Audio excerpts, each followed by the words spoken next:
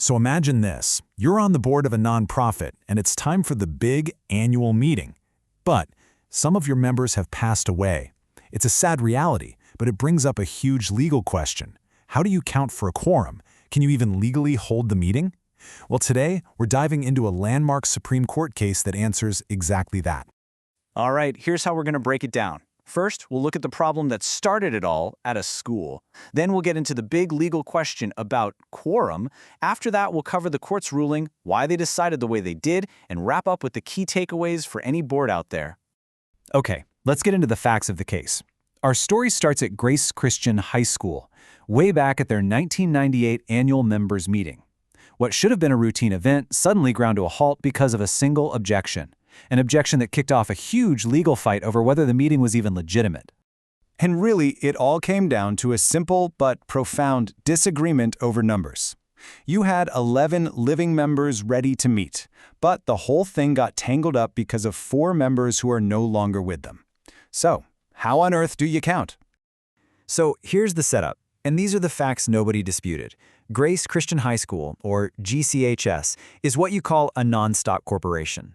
It had 15 trustees, and, this is key, those 15 trustees were also the only members. By the 98 meeting, though, 4 of those members had passed away, leaving just 11. Now, 7 of those 11 showed up for the meeting, but they sent proxies. And bam, the second the meeting starts, someone objects, saying, "Hold on, we don't have a quorum." And that objection, well, it blew up into the central legal issue of the whole case. It forced the courts to tackle a really fundamental question for every nonprofit out there. Okay, before we go any further, let's make sure we're all on the same page with this word, quorum. What is it? Think of it like the minimum number of players you need to officially start a game. In the corporate world, it's the minimum number of members who have to be present, either in person or by proxy, to make a meeting's decisions legit. If you don't have a quorum, anything you vote on is basically void. It doesn't count. So this brings us to the million-dollar question at the heart of this case. For a non-stock corporation, when you're trying to figure out if you have a quorum, do you count the members who have passed away? Do you base your number on the original 15 trustees, or do you only count the 11 who are still, well, alive? That's the puzzle the Supreme Court had to solve. All right, so this case worked its way up the legal ladder. First, it went to the SEC, then the Court of Appeals. And you know what? Both of them said the meeting was invalid. But then it got to the Supreme Court, and they had a very different take on it. The Supreme Court's ruling was decisive. They said, yes, the meeting on April 6, 1998 was valid. Why? Because there was a quorum. The objection was officially thrown out. So, you're probably asking, how did they get there? Well, let's unpack the why behind the decision, what lawyers call the ratio decidendi. It all comes down to a really important difference between stock corporations and non-stock corporations. This is really the heart of the argument. Think about it this way. For a regular stock corporation, the power is in the shares. Quorum is based on how many shares are represented. If a shareholder dies, their shares and the votes that come with them just pass on to their estate or an heir. The shares live on. But for a non-stock corporation, like a school or a club, it's totally different. The power is tied to the person. Membership is personal. When a member dies, their membership and their right to vote simply disappears. It's not transferable. And the Supreme Court couldn't have been more clear about it. I mean, listen to their exact words. For non-stock corporations, only those who are actual living members with voting rights shall be counted. Dead members shall not be counted. You can't get much more direct than that. That statement set a massive precedent. So, once you know that rule, the math becomes super simple. You just ignore the original 15. The real number you're working with is 11, the number of living members. And what's a majority of 11? Well, it's 6. And how many people showed up to the meeting via proxy? 7. Since 7 is more than 6, boom, they had their quorum. The meeting was totally legit.